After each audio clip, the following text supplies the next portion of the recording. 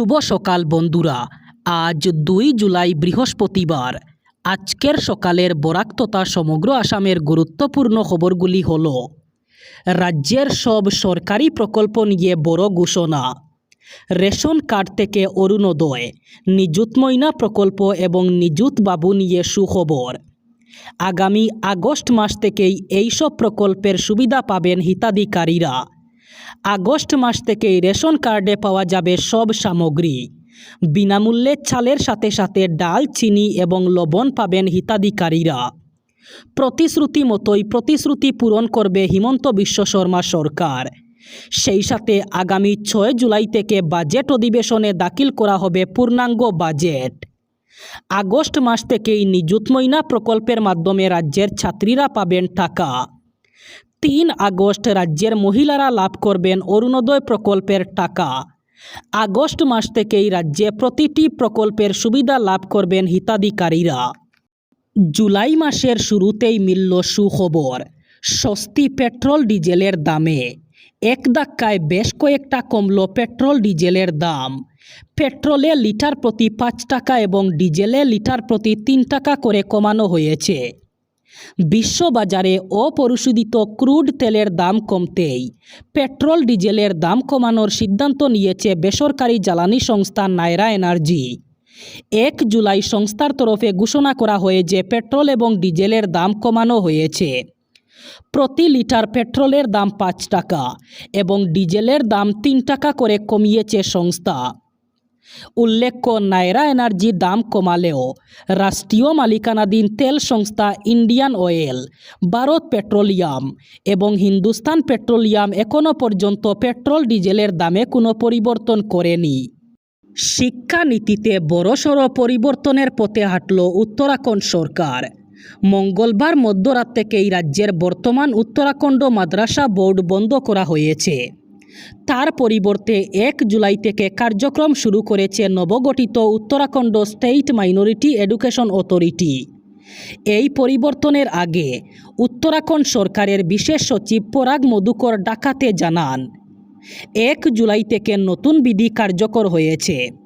এর ফলে রাজ্যের সমস্ত সংখ্যালঘু শিক্ষা প্রতিষ্ঠান নতুন কর্তৃপক্ষের আওতায় পরিচালিত হবে। তিনি বলেন, বুধবার থেকেই নতুন কাঠামো অনুযায়ী সংখ্যালঘু শিক্ষা প্রতিষ্ঠানগুলির কার্যক্রম শুরু হয়। এর মাধ্যমে সংখ্যালঘু সম্প্রদায়ের শিক্ষার্থীরা আধুনিক শিক্ষার সঙ্গে আরও বেশি পরিচিত হওয়ার সুযোগ পাবেন। নিয়ম অনুযায়ী 2026 সালের জুলাই মাস থেকেই মাদ্রাসাগুলিকে প্রচলিত পাঠ্যক্রমের পরিবর্তে উত্তরাখণ্ড বোর্ডের পাঠ্যক্রম অনুসরণ করতে হবে, না হলে ওই মাদ্রাসাগুলিকে বন্ধ করা হবে। 1 জুলাই থেকে সমগ্র দেশে বদলে গেছে বেশ কয়েকটি গুরুত্বপূর্ণ নিয়ম। প্রথমতই 1 জুলাই এলপিজি রান্নার গ্যাসের দাম অনেকটাই কমানো হয়েছে। সেই সাথে 1 জুলাই থেকে দেশে পেট্রোল ডিজেলের উপর সকল নিষেধাজ্ঞা উঠিয়ে নেওয়া হয়েছে। বিনা টিকিটে ট্রেনে উঠলেই এবার ভরতে হবে দ্বিগুণ জরিমানা। ন্যূনতম জরিমানা 250 টাকা থেকে বৃদ্ধি করে 500 টাকা করা হয়েছে। সেই সাথে 1.5% থেকে 2.5% পর্যন্ত বৃদ্ধি করা হয়েছে বাস ভাড়া। এদিকে আধার কার্ডে বিনামূল্যে ইমেল আপডেট করার সময়সীমা 31 ডিসেম্বর পর্যন্ত বাড়ানো হয়েছে। 1 জুলাই থেকে ক্রেডিট কার্ডের নিয়মেও পরিবর্তন হয়েছে। 1 জুলাই থেকে ব্যয়বহুল হয়েছে পাসপোর্টের মাসুল। সাধারণ 34 পৃষ্ঠার পাসপোর্টের মাসুল 1500 টাকা থেকে 2500 টাকা করা হয়েছে। তৎকাল 36 পৃষ্ঠা পাসপোর্টের মাসুল 3500 টাকা থেকে 5000 টাকা করা হয়েছে। জাম্বো পাসপোর্ট 60 পৃষ্ঠা সাধারণ ক্যাটাগরিতে মূল্য 2000 টাকা থেকে 3500 টাকা পর্যন্ত বাড়ানো হয়েছে। নতুন মাসের শুরুতেই সুখবর, মধ্যপ্রাচ্যের উত্তেজনা কাটিয়ে হরমুজ প্রণালীর পরিস্থিতি স্বাভাবিক হতেই দেশের বাজারে স্বস্তির হাওয়া। এক ধাক্কায় বেশ খানিকটা কমানো হলো 19 কেজি বাণিজ্যিক এলপিজি সিলিন্ডারের দাম। সিলিন্ডার প্রতি প্রায় 180 টাকা কমানো হয়েছে বাণিজ্যিক রান্নার গ্যাসের দাম। 1 জুলাই বুধবার থেকেই কার্যকর হয়েছে নতুন সিদ্ধান্ত। কেন্দ্রীয় সরকার ও রাষ্ট্রায়ত্ত তেল সংস্থাগুলির এই সিদ্ধান্তের ফলে স্বাভাবিকভাবেই বড়সড় আর্থিক স্বস্তি পাবেন হোটেল, রেস্তোরাঁ এবং ছোট বড় খাদ্য ব্যবসায়ী মালিকরা। তবে বাণিজ্যিক গ্যাসের দাম কমলেও আম জনতার গৃহস্থালির 14 কেজি রান্নার গ্যাসের দামে কোনো পরিবর্তন করা হয়নি। গত কয়েক মাস ধরে মধ্যপ্রাচ্যে যুদ্ধের আবহে বিশ্ববাজারে জ্বালানি তেলের দাম হু হু করে বাড়ছিল। বিশেষ করে হরমুজ প্রণালীতে অচলাবস্থার জেরে আন্তর্জাতিক জলপথে পণ্যবাহী জাহাজ চলাচল ব্যাহত হওয়ায় ভারতীয় বাজারেও পেট্রোলিয়াম পণ্যের দাম বাড়তে শুরু করে। তবে গত এক সপ্তাহ থেকে পরিস্থিতির উল্লেখযোগ্য উন্নতি হয়েছে। এসআইআর বিরোধিতায় অনড় ইন্ডিয়া জোট। এসআইআরের মাধ্যমে ভোট চুরির অভিযোগে এবার দেশের প্রধান বিচারপতিকে চিঠি লিখলেন ইন্ডিয়া জোটের নেতারা। দেশ জুড়ে এসআইআর প্রক্রিয়ার বিরোধিতা প্রথম থেকেই করে এসেছে বিরোধী দলগুলি। পশ্চিমবঙ্গ সহ একাধিক রাজ্যে ভোটের ভরাডুবির পরও এসআইআরের বিরোধিতা করে এসেছে ইন্ডিয়া জোট। ভোট চুরির অভিযোগ তোলা হয়। সম্প্রতি ইন্ডিয়া জোটের বৈঠকে এসআইআর নিয়ে প্রধান বিচারপতিকে চিঠি দেওয়ার বিষয়টি স্থির হয়েছিল। সেই মর্মেই শীর্ষ আদালতের প্রধান বিচারপতিকে চিঠি পাঠালো বিরোধী জোট। সুপ্রিম কোর্টের প্রধান বিচারপতি সূর্যকান্তকে চিঠি দেওয়া হয়েছে। জানা গেছে চিঠিতে ইন্ডিয়া ব্লকের 21টি শরিক দলের সই আছে। স্বাক্ষর করেছেন রাহুল গান্ধী, মমতা বন্দ্যোপাধ্যায়, অখিলেশ যাদব, তেজস্বী যাদব, উদ্ধব ঠাকরে এবং মল্লিকার্জুন খার্গে সহ শীর্ষ নেতারা। উল্লেখযোগ্যভাবে চিঠিতে সই করেছে আম আদমি পার্টি এবং ডিএমকেও। ইন্ডি জোটে নেই কেজরিওয়ালের আম আদমি পার্টি। এদিকে ইন্ডিয়া জোটের কোনো বৈঠকে উপস্থিত থাকছিলেন না ডিএমকের সদস্যরা।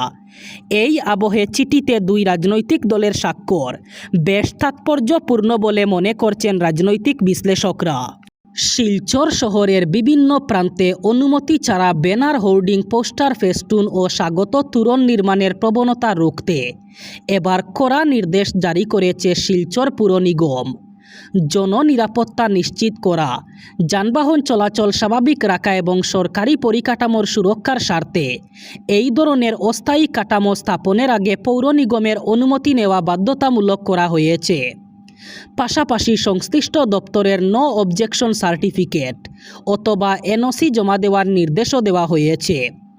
পুর নিগমের আয়ুক্ত ডেভিড বরা কুমার এসিএস স্বাক্ষরিত একটি বিজ্ঞপ্তিতে জানানো হয়েছে, সম্প্রতি বিভিন্ন সংগঠন ও প্রতিষ্ঠান যথাযথ অনুমতি ছাড়াই শহরের বিভিন্ন এলাকায় ব্যানার, হোর্ডিং, পোস্টার, ফেস্টুন ও স্বাগত তোরণ স্থাপন করছে বলে প্রশাসনের নজরে এসেছে।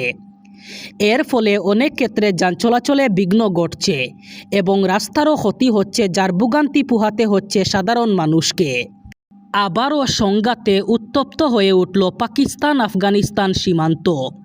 আফগানিস্তানের পূর্বাঞ্চলীয় 3টি প্রদেশে পাকিস্তান স্থল এবং বিমান বাহিনীর যৌথ হামলায় নারী ও শিশুসহ অন্তত 36 জন সাধারণ নাগরিক নিহত এবং আরও 63 জন গুরুতর আহত হয়েছেন। গত রবিবার রাত থেকে হামলা চালাচ্ছে পাকিস্তান। আফগানিস্তানের তালিবান সরকারের উপমুখপাত্র হামদুল্লাহ ফিতরাত এই চাঞ্চল্যকর অভিযোগ এনেছেন। একই সঙ্গে এই আগ্রাসনের বিরুদ্ধে ইসলামাবাদকে সমুচিত জবাব দেওয়া হবে বলে হুঁশিয়ারি দিয়েছে কাবুল। সামাজিক যোগাযোগ মাধ্যমে ক্ষোভ প্রকাশ করে হামদুল্লাহ ফিতরাত লিখেছেন, এদিনের হামলায় নারী ও শিশুসহ 36 জন নাগরিক শহীদ হয়েছেন এবং আরও 163 জন আহত হয়েছেন। আফগান তালিবানের এই অভিযোগ সম্পূর্ণ উড়িয়ে দিয়েছে ইসলামাবাদ। পাকিস্তানের দাবি, পাকিস্তানের খাইবার পখতুনখোয়া প্রদেশের রাজাউরা সংলগ্ন পাক আফগানিস্তান সীমান্তে গোয়েন্দা তথ্যের ভিত্তিতে সেনাবাহিনী এবং বিমান বাহিনী যৌথভাবে একটি পরিকল্পিত অভিযান চালায়। এবার বরাক উপত্যকার 3 জেলার আজকের আবহাওয়ার খবর। আজ 2 জুলাই বৃহস্পতিবার বরাক উপত্যকার 3 জেলায় গরমের সাথে সাথে বৃষ্টির সম্ভাবনা। আজ শিলচর কাছাড়ে সর্বোচ্চ তাপমাত্রা থাকবে 33 ডিগ্রি সেলসিয়াস এবং সর্বনিম্ন তাপমাত্রা থাকবে 27 ডিগ্রি সেলসিয়াস।